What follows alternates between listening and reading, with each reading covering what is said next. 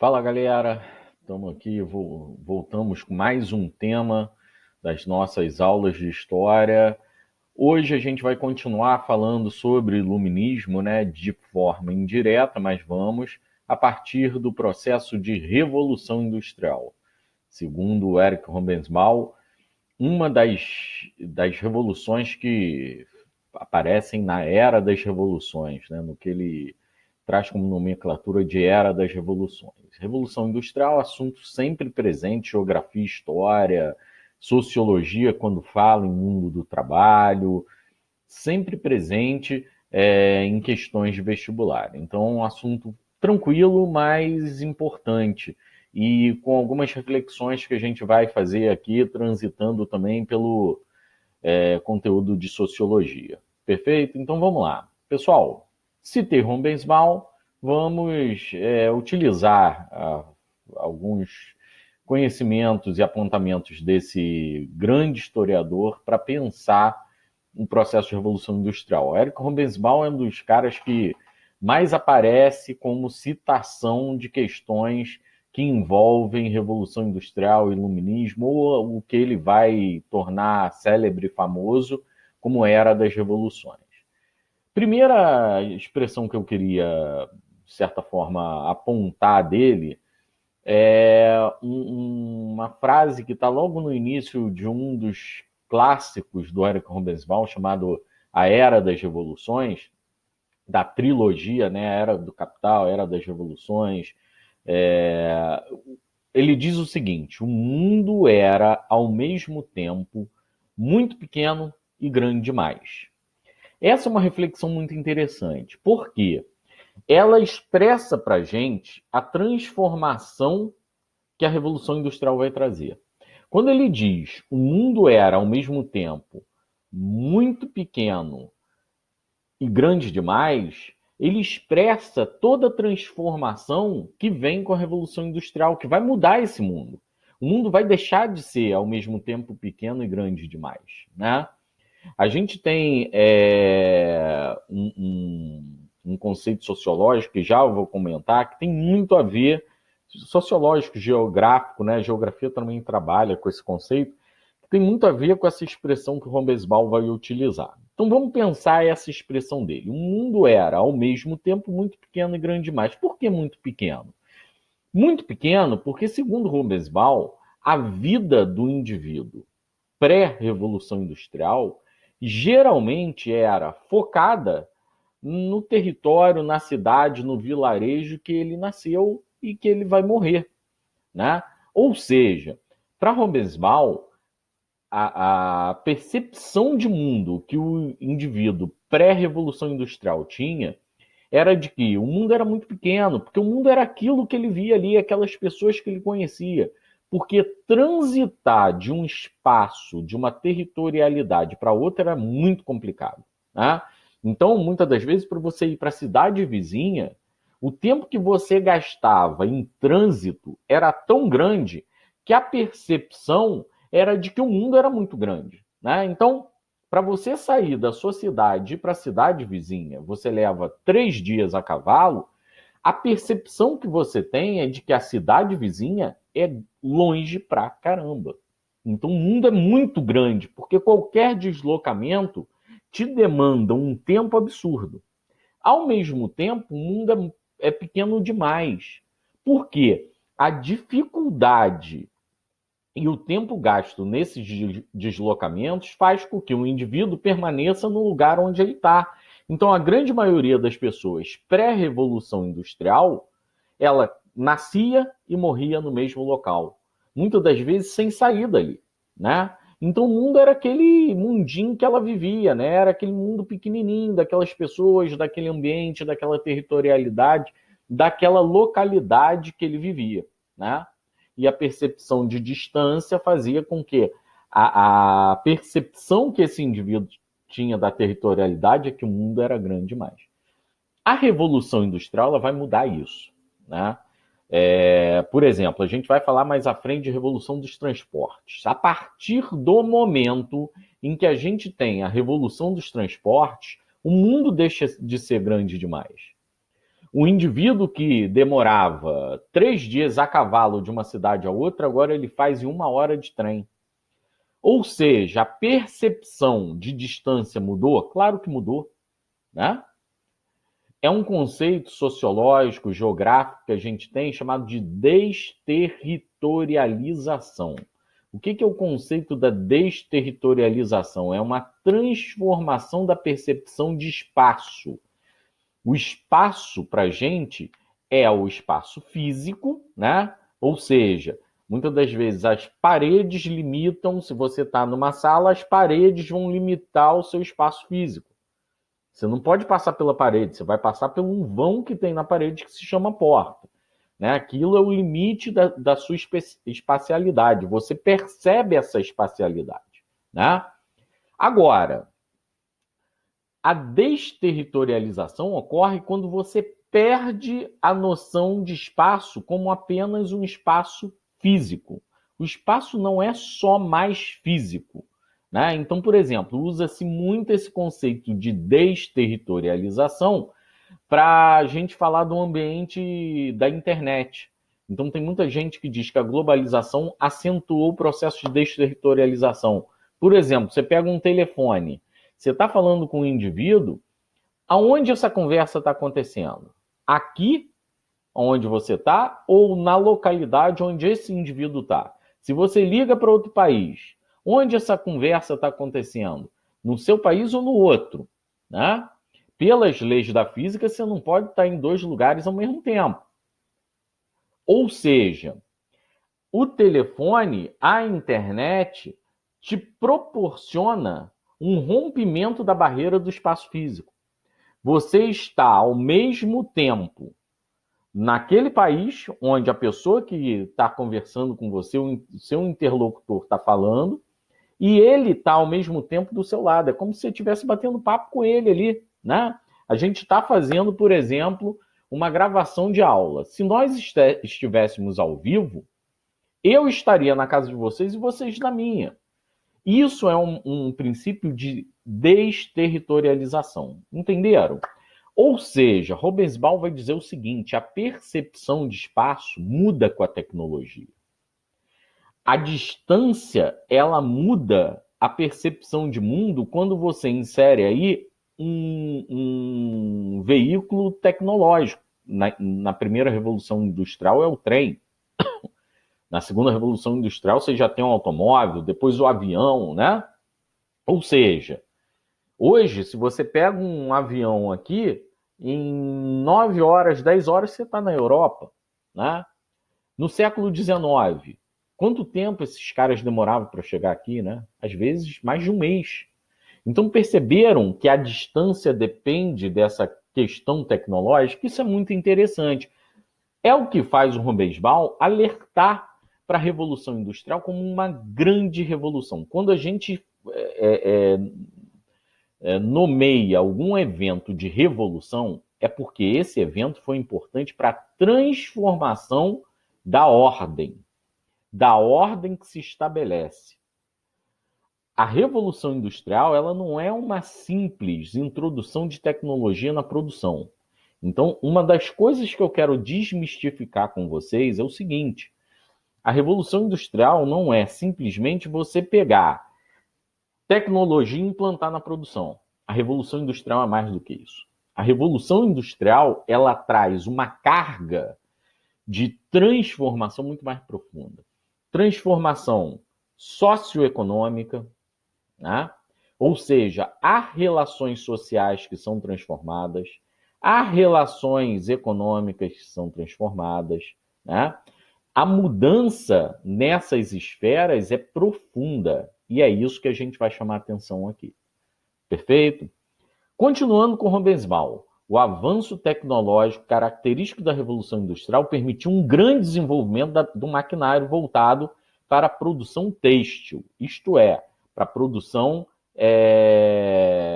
de tecido, né? Com isso, uma série de máquinas como foram criadas para tecer fios. Com essas máquinas era possível tecer uma quantidade de fios que manualmente seria necessária a utilização de várias pessoas. O elemento tecnológico está aqui presente. A Revolução Industrial, ela tem inserida nesse princípio a indústria têxtil, né? E principalmente a introdução de máquina. O grande barato é a gente perceber como essa introdução de máquina vai transformar completamente a sociedade, tá? E é isso que eu quero que vocês percebam. A princípio, a gente denomina Revolução Industrial, e aí só um detalhe. Quando a gente fala em Revolução Industrial, geralmente é a primeira, porque a segunda, a terceira, e há quem diga que nós estamos na quarta, né? A segunda e a terceira, ela vem especificada. Geralmente, em regra, quando você vê lá Revolução Industrial, em regra está se relacionando à primeira Revolução Industrial que ocorreu especificamente na Inglaterra, ok? Bom, vamos entender o que levou à Revolução Industrial. E aí é interessante a gente pontuar alguns elementos aqui importantes. Primeiro, a ascensão da burguesia. Pessoal, a ascensão da burguesia se dá com o crescimento econômico da burguesia ao longo do período moderno. Tá? Então, ao longo do período moderno, nós temos uma ascensão econômica da burguesia que vai gerar o que a gente colocou aqui, ó, ascensão política e a construção de um Estado burguês na Inglaterra. Pessoal, regra matemática. Para toda a Revolução Industrial, a anterior a ela, uma revolução liberal burguesa que constrói um Estado liberal. Ok? Vou repetir. É um pré-requisito das revoluções liberais que haja a construção de um Estado com princípios liberais. Aí a gente vai voltar a um ponto interessante. Olha só, vamos pensar uma coisa aqui comigo. A gente estudou até agora o Iluminismo e a Revolução Inglesa, correto? Iluminismo é um conjunto de ideias basicamente burguesas que pressupunham liberdade, individualidade, razão, né, que são aqueles direitos naturais que a gente estudou.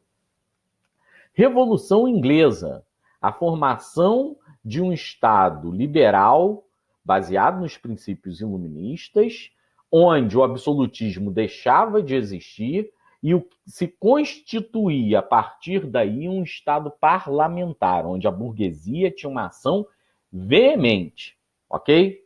Por que eu digo que é pré-requisito para a Revolução Industrial acontecer que haja antes uma revolução burguesa, que construa um Estado liberal? Muito simples. Um Estado liberal, ele evoca os princípios liberais. Em especial, aqui a gente está falando principalmente de economia e sociedade, em especial os princípios de direito à propriedade, que é um direito civil, né? Direito à propriedade, livre iniciativa, que é um direito civil, né? E os princípios do liberalismo econômico. Ou seja, pessoal, olha só, há aqui a construção de princípios liberais que permitem à burguesia ter segurança e garantia de pegar o seu capital acumulado e investir numa atividade comercial. Porque acaba o monopólio, é livre concorrência e livre iniciativa, correto? Há uma defesa pelo Estado da propriedade privada. Eu sei que aquilo que eu for investir e o patrimônio que eu construir não vai poder ser retirado de mim, a não ser a partir do que determina a lei. Nós vimos aí, chamei a atenção pra caramba de vocês em relação à Declaração dos Direitos do Homem e do Cidadão e como isso aparece lá, né? Então, a ascensão da burguesia, a construção de um Estado liberal é pré-requisito básico, tá? E isso acontece na Inglaterra. Não é à toa que a Inglaterra vai ser o primeiro Estado a se formar, um primeiro Estado liberal a se formar e a primeira nação a promover a Revolução Industrial. Entenderam? Isso é muito interessante. Só um detalhe, quando eu falo ali a ascensão econômica da burguesia, a gente já conversou sobre isso também, mas só para lembrar, a ascensão econômica da burguesia ocorre no período moderno, na história moderna. Show? Beleza. Vamos lá. Cercamento dos campos. Vimos aí que o cercamento dos campos ele se inicia desde lá do processo absolutista da Inglaterra. Ele vai se intensificar na República Puritana de Cromwell.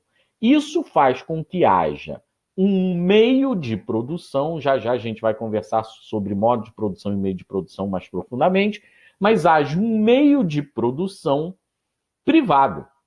Ou seja, as terras eram comunais, algumas ainda com relações servis. O Estado liberal vai acabar com isso, acaba com as relações servis. Aqueles indivíduos que tinham capital acumulado compram terras, compram, cercam, vem a necessidade de abastecimento de lã, criam ovelhas e mandam lã como matéria-prima barata para as cidades, né? Guardem uma coisa importantíssima a partir de agora. O cercamento dos campos, ele tem duas interferências, duas motivações para a Revolução Industrial.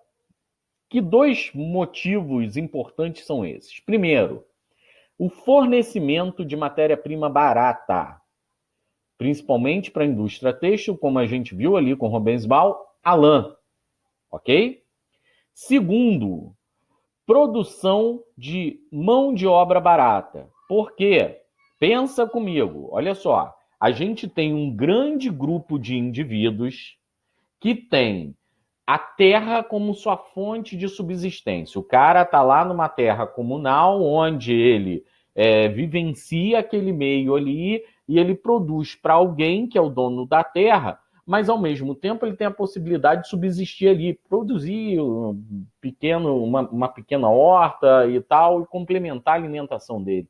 Ele se apropria, de certa forma, daquele meio de produção. Agora, pensa o seguinte, o camponês que está ali, ele vive, se alimenta, subsiste, não vive com luxo nem nada, mas ele está com a sua subsistência garantida.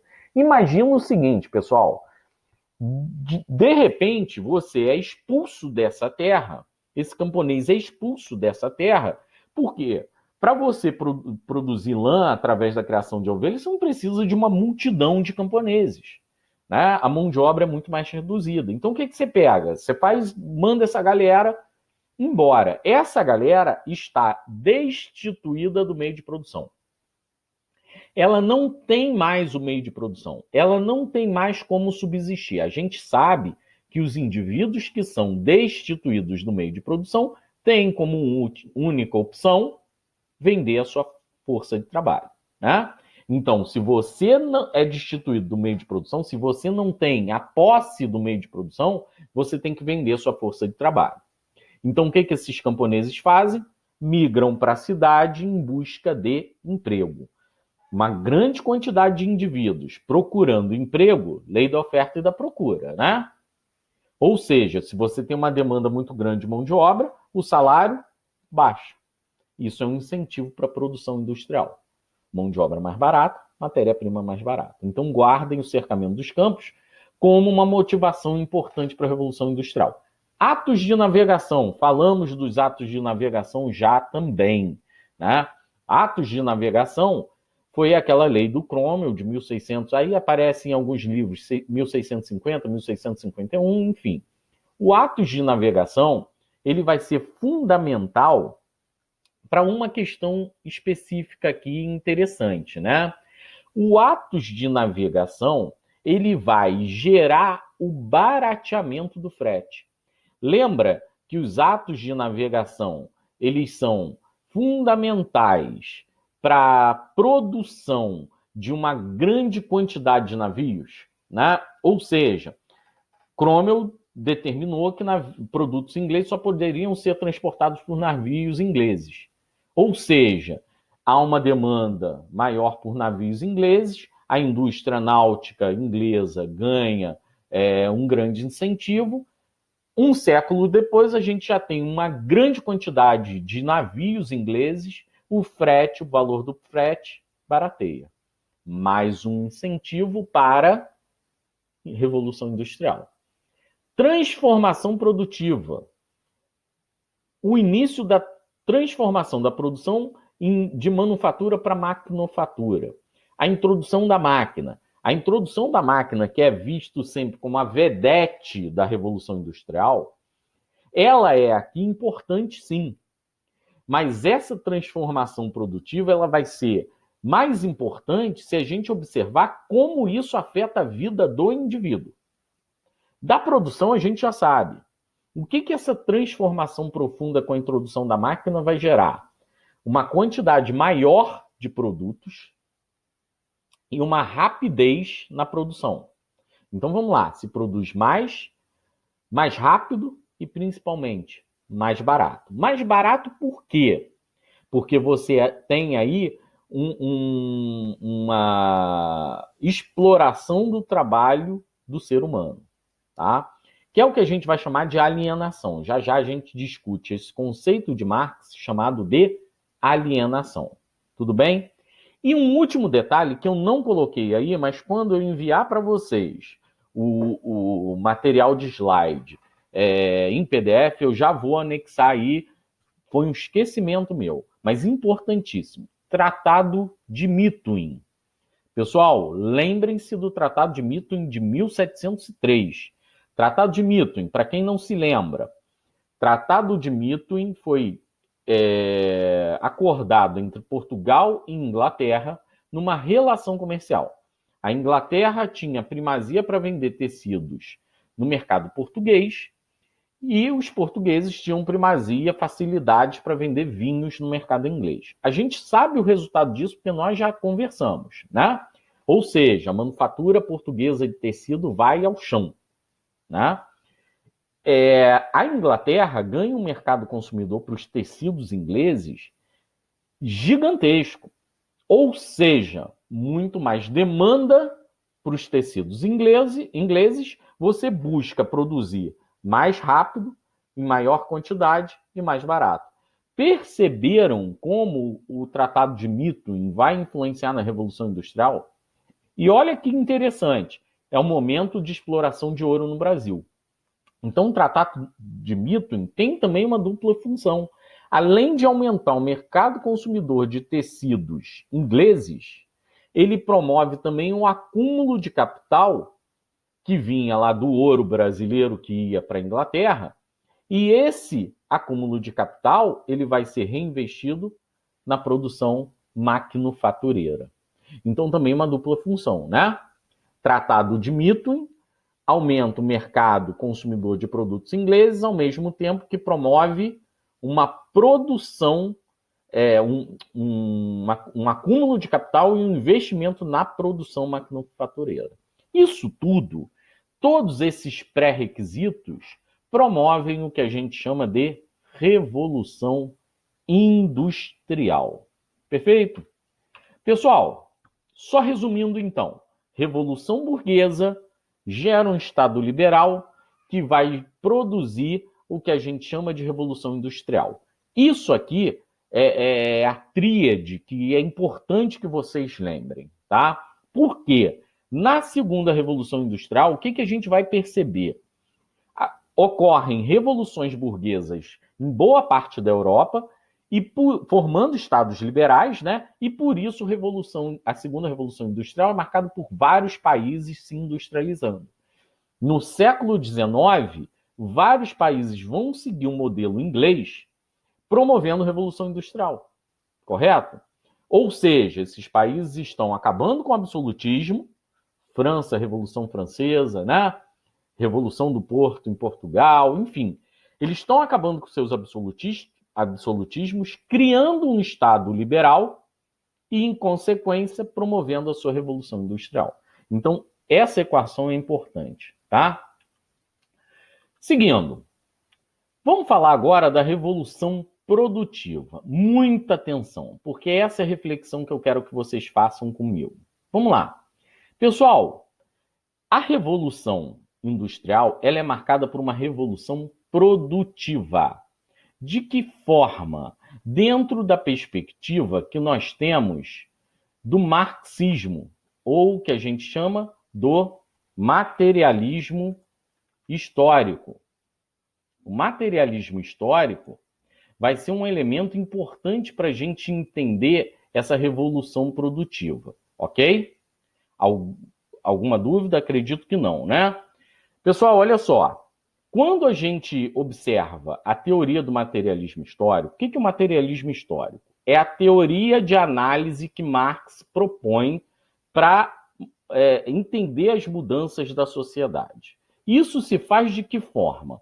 Marx vai dizer o seguinte, olha, aqui nós temos a infraestrutura, que seria o modo de produção, e a superestrutura, que seriam as características da sociedade. Pessoal, o que é modo de produção? Guarda aí. Modo de produção é a forma com a qual a sociedade se organiza para produzir. A forma pela qual a sociedade se organiza para produzir. O modo de produção, ele é a junção do meio de produção mais as relações de trabalho. Se vocês quiserem, monta aí uma equação matemática. Modo de produção igual a meio de produção mais relações de trabalho, ok? Ou seja, modo de produção é a forma pela qual a sociedade se organiza para produzir. Então, quando eu falo de modo de produção, eu tenho que lembrar que há dentro do modo de produção uma relação de meio de produção e relações de trabalho, forma de trabalho, ok? Vamos entender o que é meio de produção. Pessoal, muito simples, as pessoas têm uma dúvida, uma dificuldade para entender Marx, e é tão simples. Vamos lá. Meio de produção é tudo aquilo que se usa para produzir. Então, vamos analisar essa imagem aqui. Ó. As ferramentas, os instrumentos que esses indivíduos estão usando são meios de produção. Então, por exemplo, se eu observo uma produção agropecuária, o meio de produção qual é? A terra. Para você criar animal ou para você plantar, você precisa da terra, precisa da enxada, né? Precisa, aí dependendo do período histórico, carro de boi ou um trator, né? Isso são meios de produção. Fazem parte da propriedade privada do indivíduo que domina o meio de produção. Então, cuidado.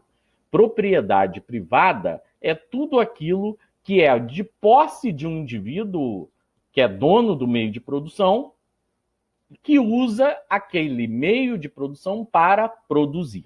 Beleza? Propriedade privada é diferente de propriedade particular. Se eu sou um taxista, o meu carro é minha propriedade privada, porque é a forma como eu uso para trabalhar, para produzir.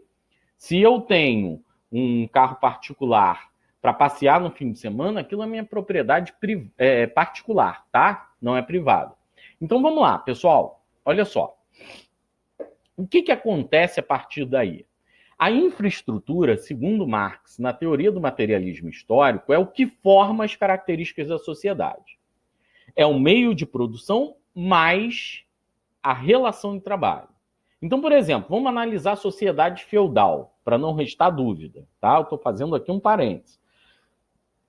Dentro da sociedade feudal, nós temos o meio de produção. Qual é o principal meio de produção? Feudalismo, basicamente, produção agropecuária. Então, o meio de produção é a terra, são as ferramentas, o moinho, né? É o meio de produção. Qual é a relação de trabalho? Servil. O indivíduo é livre, mas é preso a uma relação de suzerania e vassalagem, ou seja, ele está preso à terra. Show? Quais são as características que vão ser geradas nessa sociedade? Essa sociedade vai ser uma sociedade desigual. Essa sociedade vai ser pautada pela posse da terra, né? Porque se você tem a posse da terra, você subordina o indivíduo que não tem a posse da terra. Sacou? É uma sociedade estamental baseada em privilégios, como a gente já viu aqui. Mas isso, segundo a teoria marxista do materialismo histórico, é formado pela forma pela qual a sociedade se organiza para produzir, ou seja, o modo de produção. Se a gente analisa o modo de produção do Brasil colônia, ele é pautado também na formação de latifúndios, ou seja, a mão de obra, o meio de produção, ele é a posse de grandes extensões de terra, que não é para todo mundo, né? Por isso a aristocracia no Brasil tem um poder diferenciado. A relação de trabalho é escravista. Qual é o reflexo, as características que a gente tem na sociedade, que seria a superestrutura? Preconceito racial, né? Subjugação do escravo, uma hierarquia social baseada na cor da pele. Entenderam? Ou seja, o que a gente chama de materialismo histórico vai desenhar essa relação de construção de interferência da infraestrutura sobre a superestrutura. Por que eu estou falando isso, gente? A Revolução Industrial vai trazer uma transformação profunda na produção. Ou seja, vamos lá, num primeiro momento, você tinha o artesão, que era o cara que dominava todo o processo produtivo. Então, aqui, por exemplo, é uma confecção de sapato, né? O artesão cortava o couro, que é o trabalho que essa pessoa aqui está fazendo. O artesão moldava o couro, formava o sapato, que é o que essa mulher aqui está fazendo, media, enfim. O artesão dominava todo o processo de produção, desde trabalhar o couro até a finalização do sapato. Óbvio que era um produto manufatureiro, feito à mão, que demandava um tempo absurdo. Então a produção era pequena, demorada e o produto era muito caro. Para vocês terem uma ideia, já que é uma questão no vestibular, falando da figura do fazendeiro artesão, ou do artesão fazendeiro, enfim. O que é a figura desse cara? É o cara que, como a produção dele era muito baixa, o sapato, o produto muito caro, né? Aqui no caso o sapato que a gente está usando como exemplo, ele não conseguia viver integralmente da produção que ele desempenhava. Isso significava que ele tinha que, lá no quintal, produzir elementos, basicamente os alimentos básicos para complementar a subsistência dele. Porque ele não podia viver integralmente da atividade de artesão que ele tinha. Entenderam? É a figura do fazendeiro artesão. O que passa a ocorrer a partir daí? A formação de um indivíduo que é o artesão, que vai passar a sua experiência e o seu conhecimento técnico de produção para outros indivíduos. Formando, e aí cuidado, tá? Entre aspas, muitas aspas, o nome adequado não é esse, mas formando como se fosse uma linha de montagem, ok? Uma linha de montagem. Como assim uma linha de montagem? Ao invés de eu, artesão, cortar o couro, eu ensino para um cara cortar o couro. Então esse cara ele vai ter a função somente de cortar o couro. Ele não sabe moldar o sapato, ele não sabe costurar o sapato, ele não sabe finalizar o sapato, ele não sabe trabalhar o couro, enfim, ele não sabe fazer nada, ele só corta, correto? Para um outro indivíduo, eu ensino a forma de moldar o couro. Para o outro, de costurar. Para o outro, de finalizar o trabalho. Agora eu tenho como se fosse uma linha de produção. Pessoal, por que isso é importante? Porque agora eu estou produzindo muito mais sapato e um sapato mais rápido. Né? Eu produzo mais quantidade, mais rápido esse sapato, esse produto. Mas olha que interessante, muita gente pensa, beleza, mas aí você tem que pagar 4, 5 pessoas ao invés de você fazer sozinho. Sim. Só que esse cara que está cortando o sapato aqui, ele só faz isso. Ele não sabe fazer mais nada dentro dessa cadeia produtiva. Então o salário dele vai diminuir porque ele não tem um conhecimento profundo de toda essa produção. Entenderam? Pessoal, lembra do seguinte, isso vale até hoje, conhecimento é poder. Se eu domino toda a linha de produção, eu tenho um conhecimento profundo sobre essa linha de produção. O patrão, para me mandar embora, ele vai pensar 2 vezes, porque ele não vai encontrar uma pessoa que domine toda a linha de produção. E às vezes nem é interessante que ele tenha isso. Agora, se eu tenho um indivíduo que corte couro e esse indivíduo me traz problema, eu rapidamente substituo essa peça, né, esse trabalhador, e ensino um ofício para outra pessoa, porque ao invés de eu ensinar todo o processo, eu vou ensinar um processo só. Ou seja, eu divido o processo e diminuo o salário, o valor dessa mão de obra. Entenderam? Então vale a pena, eu produzo mais. Aí é um outro conceito, conceito de mais-valia, que não cabe a gente entrar aqui, que é um conceito muito mais específico, eu demoraria muito mais tempo para explicar. Mas assim, eu produzo uma quantidade de produto muito maior que vale a pena eu pagar várias pessoas um salário mais baixo. Ah, professor, tudo bem, entendi. O cara era manufatureiro, ele fazia tudo sozinho. Agora ele dividiu, beleza, entendi que ele está ganhando com isso. Mas aonde vem a Revolução Industrial daí? Vem de uma tentativa de aumento produtivo e diminuição do salário, para que eu ganhe mais. Aí pensa o seguinte, tá vendo que esse cara aqui está cortando couro à mão? Ele está cortando couro à mão. Imagina se eu invento ou compro uma máquina que ao invés do cara cortar o couro à mão, tem uma forma que eu puxo uma manivela, a forma desce e já corta o formato do sapato que eu quero. Vamos lá, você precisa de um conhecimento profundamente específico e especializado para baixar uma manivela? Não, qualquer caboclo faz isso. Qualquer indivíduo baixa a manivela e corta o couro.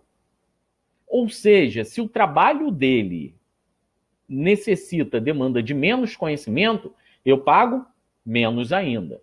E para mim é muito mais fácil substituir, porque baixar a alavanca todo mundo sabe. Se esse indivíduo começa a faltar, me cria problema, desperdiça material, eu demito ele e contrato o outro. Então, a produção através da máquina traz um diferencial absurdo. Absurdo. Que diferencial é esse? O diferencial de aumentar a alienação e aumentar a mais-valia. Eu ganho mais e esse trabalhador ele se torna cada vez mais alienado dentro do processo de produção. Aí só falando, mais para frente vai aparecer, mas o que é alienação do trabalho? A alienação do trabalho é o processo de eu saber somente a minha tarefa e não dominar o resto da produção. Eu estou alienado em fazer somente aquele tipo de atividade. Né? No filme Tempos Modernos de Charlie Chaplin, aquele processo de apertar parafuso. Apertar parafuso todo mundo sabe. Né? Aquele indivíduo é rapidamente substituído. Aquele indivíduo é alienado, porque tirou ele dali, ele não trabalha mais em lugar nenhum da produção, porque ele não sabe. Entenderam? Então, a Revolução Industrial ela passa por uma revolução da produção. E a partir do momento que o indivíduo fica cada vez mais dependente da máquina, né? E eu não digo só o empresário, o trabalhador também, porque um indivíduo que fica dependente da máquina, um indivíduo que na verdade é um apêndice da máquina, porque se eu tenho uma máquina que eu abaixo a manivela e corta a forma do sapato, qual é o papel do indivíduo ali? Enfiar a folha de couro e abaixar. Enfiar a folha de couro e abaixar a manivela. Ou seja, é um trabalho mecânico, que muitas das vezes eu não preciso raciocinar. Daí a alienação. Né? Esse trabalho mecânico vai me necessitar um salário mais baixo, uma produção maior, né? E uma rentabilidade gigantesca. Além disso, eu tiro do indivíduo o potencial dele reivindicar qualquer mudança de trabalho. Né? Porque simplesmente eu demito esse indivíduo e boto o outro para dentro. Ok? Um indivíduo que tem grande conhecimento, que o patrão, que o empresário sabe que depende daquele cara, porque se ele perder aquele cara, a produção para, esse indivíduo tem poder de barganha. Esse indivíduo consegue negociar. Agora, o cara que não tem isso, ele não consegue negociar. Entenderam? Pessoal, revolução produtiva está dentro da revolução das relações de trabalho que a gente vai falar já já, tá? A gente termina a primeira parte, vou iniciar a segunda parte